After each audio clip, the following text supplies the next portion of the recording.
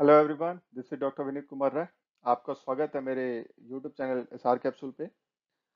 मैं ऑलरेडी बायोलेबिलिटी और बायोकोलेंस के बारे में काफ़ी डिटेल्स में बता चुका हूँ और उनकी इम्पोर्टेंस क्या है, उनकी डेफिनेशन क्या है, उनकी रेगुलेटरी रिक्वायरमेंट क्या है, इन सारी चीज़ों पे मैं डिटेल में डिस्कशन किया है। इस वीडियो में मैं आपको बताने जा रहा हूँ कि कैसे मतलब बायोलेबिलिटी को और बायोकोलेंस को कैसे एसेस किया जाता है डिफरेंट मेथड्स के द्वारा, और कौन सा मेथड बेस्ट है, कौन सा मेथड उतना इफेक्टिव नहीं है, कौन सा मेथड इन विवो है, कौन सा इन विट्रो है, कौन सा एक्सेप्टेबल है, कौन सा नहीं है। ये एक जनरल डिस्कशन है। सो मैं इसमें स्पेसिफिक मेथड पे बात नहीं करूंगा, लेकिन इसमें सारे मेथड्स की कंपैरेटिव एनालिसिस पे जरूर बात होगी। तो आइए देखते हैं। यहाँ पे जो बायोलेबिलिटी और बायोकोलेंस स्टडी को एसेस करने की बात हो रही है, तो कुछ डायरेक्ट मेथड्स हैं और कुछ इनडायरेक्ट मेथड्स हैं। तो direct methods and indirect methods क्या हैं? ओके, यहाँ पे जो डायरेक्ट की बात हो रही है वो आप ये ऐसे समझ लीजिए कि किसी चीज से हम डायरेक्टली सैंपल लेके और एनालाइज कर लें। ठीक है, ये डायरेक्ट मेथड हो गया कि आपको ड्रग का कंटेंट पता करना है। अब दूसरा मेथड क्या है कि जो ड्रग वहां पे अवेलेबल थी उसकी वजह से कुछ इफेक्ट आएगा, साइड इफेक्ट आएगा, कुछ थेरेपेटिक इफेक्ट आएगा। उस इफेक्ट से हम कंक्लूजन निकालें कि कितनी ड्रग अवेलेबल हुई है। That is indirect method. एक है डायरेक्ट को हम जो ड्रग को डायरेक्टली एनालाइज कर लें, और दूसरा है कि ड्रग के इफेक्ट को हम देखते हुए हम एनालाइज करें कि उस ड्रग की कॉन्सेंट्रेशन कितनी रही होगी। तो ये इनडायरेक्ट मेथड हो गया। तो एक जनरल सा मैं डिफ्रेंशिएशन इसमें करने की कोशिश कर रहा हूँ, इसको और अभी क्लियर हो जाएगा आपको। Bioequivalence of a drug product demonstrated by the rate and extent of the drug absorption. Rate और एक्सटेंट बहुत इंपॉर्टेंट है, यही दोनों आपको मेजर करने हैं। ड्रग एब्जॉर्प्शन का रेट कितना है, किस रेट से एब्जॉर्ब हो रही है, और किस एक्सटेंट तक, किस हद तक एब्जॉर्ब हुई है। ठीक है, तो उसको हम डिटरमाइन कर सकते हैं bye comparison of measured parameters. क्या है वो अभी देखते हैं। US FDA list the following approaches in descending order of accuracy, sensitivity and reproducibility. अब ये जो भी मेथड्स लिखे हुए हैं वो डिसेंडिंग ऑर्डर में है। डिसेंडिंग ऑर्डर, ध्यान रखना, डिसेंडिंग ऑर्डर में। और डिसेंडिंग ऑर्डर किसका है? एक्यूरेसी अगर देखोगे तो घटती हुई नजर आएगी। सेंसिटिविटी देखोगे इन मेथड्स की तो ऊपर से नीचे तक घटती हुई नजर आएगी। रिप्रोड्यूसिबिलिटी देखोगे तो ऊपर से नीचे तक घटती हुई नजर आएगी। तो पहला मेथड जो सबसे अच्छा मेथड माना जाता है, that is in vivo measurement of active moieties and moieties in a biological fluid, that is pharmacokinetic study.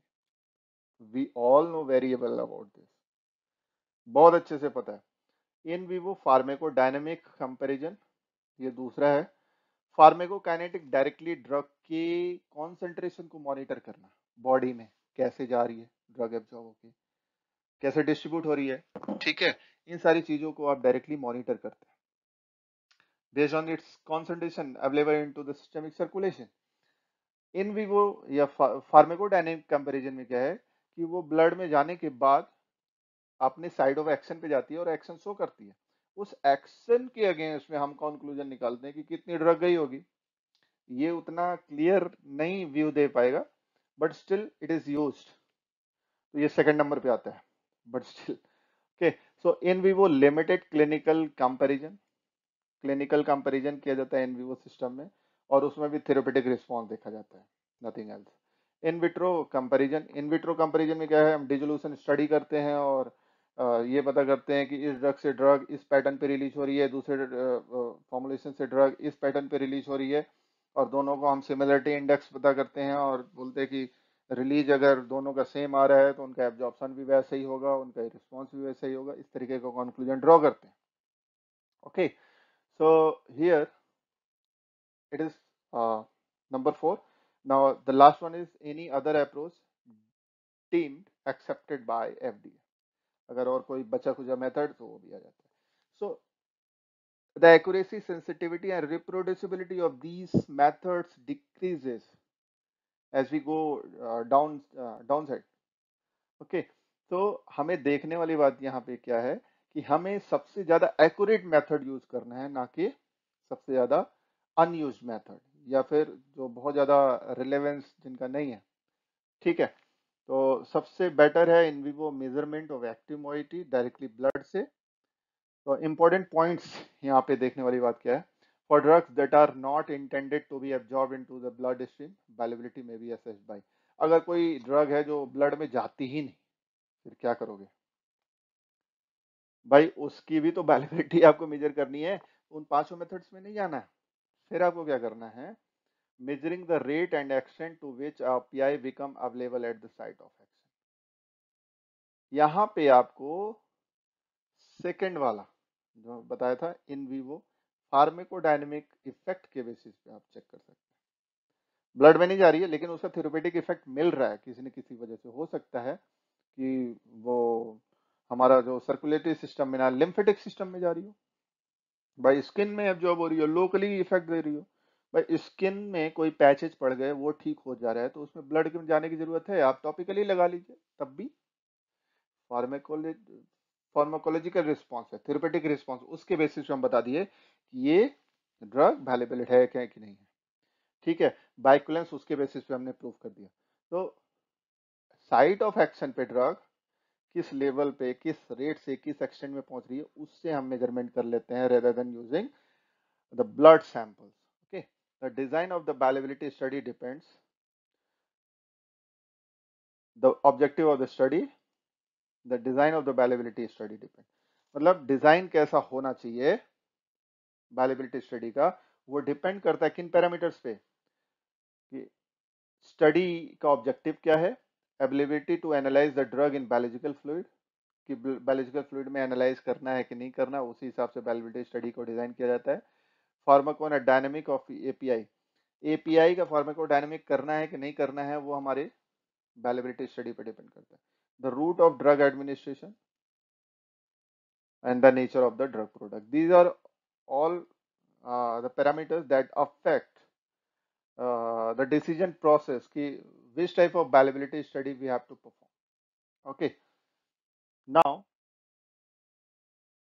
for all systematically active drug कुछ जो भी blood में available हो जाती easily, bioequivalence should be demonstrated by in vivo study, pharmacokinetic study. जो पहला वाला method बताया था ना, जो ड्रग इफिशिएंटली ब्लड में जाती हैं उनके लिए तो यूज कर सकते हो ना पहला मेथड, उसको यूज करो, दिल खोल के यूज करो. That is the only method you can use to determine the bioavailability of the study, and it is the easiest and best way to identify the bioavailability. और pharmacokinetic proof sorry bioequivalence proof करने के लिए सबसे best method है. ठीक है, this is the most sensitive, accurate and reproducible approach you can use. The other approaches like pharmacodynamic, clinical or in vitro methods may be more appropriate for locally acting drug. जो दूसरे, तीसरे या चौथे number की जो approaches हैं वो locally acting drug के लिए सुटेबल हो सकते हैं. डजंट सिस्टमेटिकली एब्जॉर्ब, जो भी ड्रग सिस्टमेटिकली एब्जॉर्ब नहीं होती हैं उनके लिए ठीक हो सकता है, या administer topically.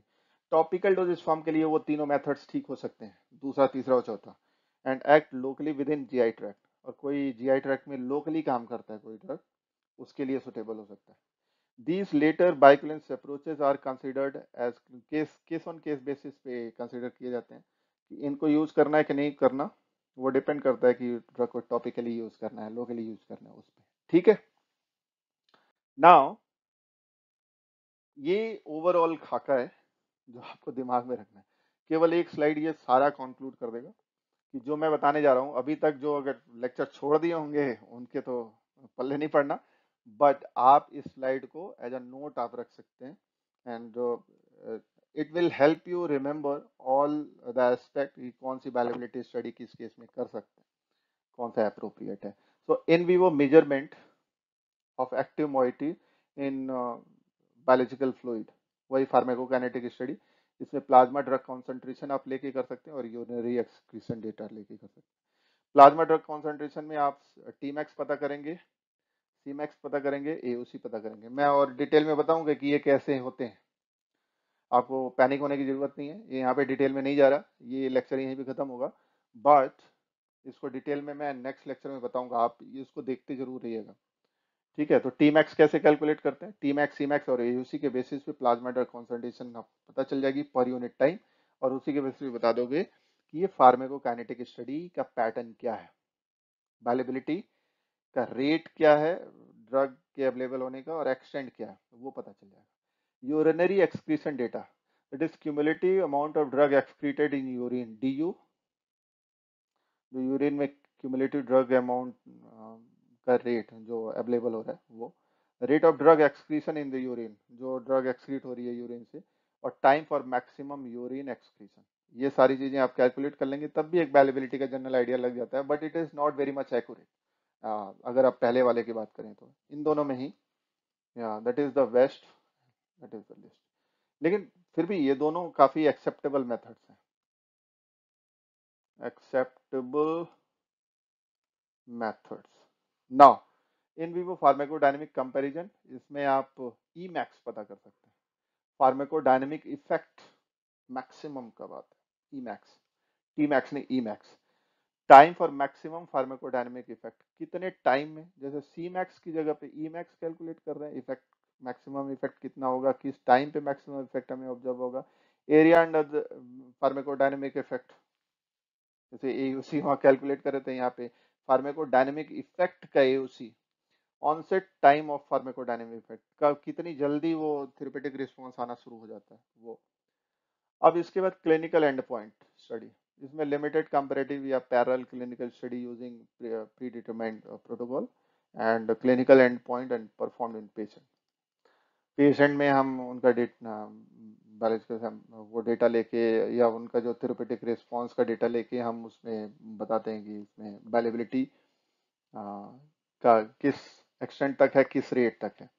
In vivo studies में, सॉरी इन विट्रो स्टडीज में कंपैरेटिव ड्रग डिसोल्यूशन स्टडी मैंने बताया था कि दो फॉर्मुलेशन का हम रिलीज प्रोफाइल निकालते हैं, दोनों को कंपेयर कर लेते हैं, F2 फैक्टर निकालते हैं जिसको बोलते हैं सिमिलरिटी फैक्टर। तो इसको 50% ज्यादा मैच कराना होता है, अगर 50% ज्यादा मैच करा दिया तो बोल दिया कि आप बायलेबल है, जाओ ठीक है, पास है।